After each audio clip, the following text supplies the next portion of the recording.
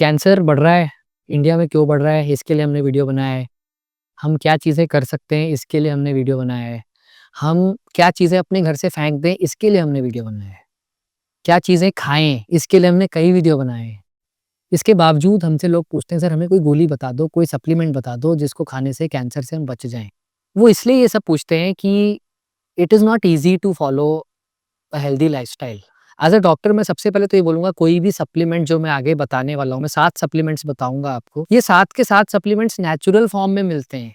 आपको वो natural form में खाने चाहिए। मैं उसके सोर्सेज़ बताऊँगा। बट फिर भी अगर आपको सप्लीमेंट जानने हैं, तो बहुत अच्छी क्वालिटी के सप्लीमेंट्स भी आते हैं।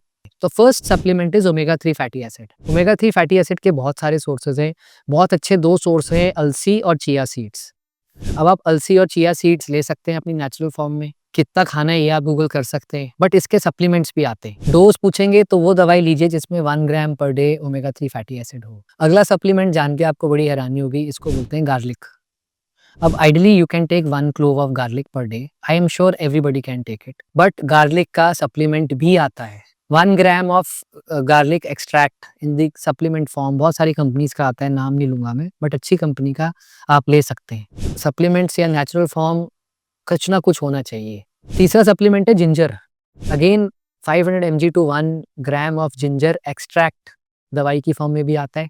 आप जिंजर को चाय में या सलाद में भी खा सकते हैं। अगला सप्लीमेंट है, हम सबको पता है, हल्दी।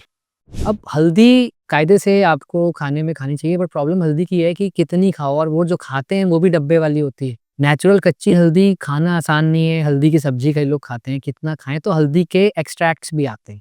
नैनो करक्यूमिन की फॉर्म में आता है, हम ले सकते हैं। 1 कैप्सूल खा सकते हैं हल्दी का।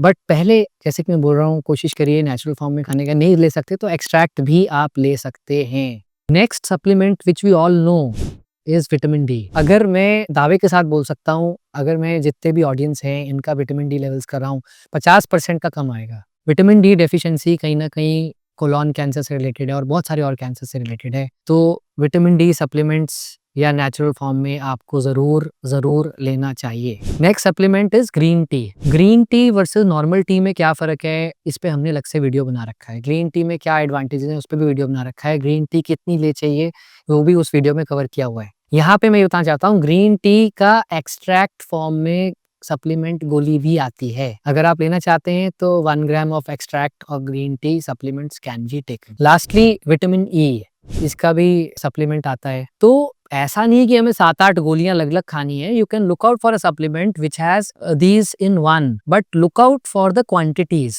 मैंने आपको डोजेस बताई हैं। इन डोजेस की इक्विवेलेंट क्वांटिटीज़ में आप ले सकते हैं, बट मैं फिर से एंडोर्स करूँगा कि try to take it in natural form, but किसी न किसी फॉर्म में ये हमारी डाइट में होना चाहिए। Thank you.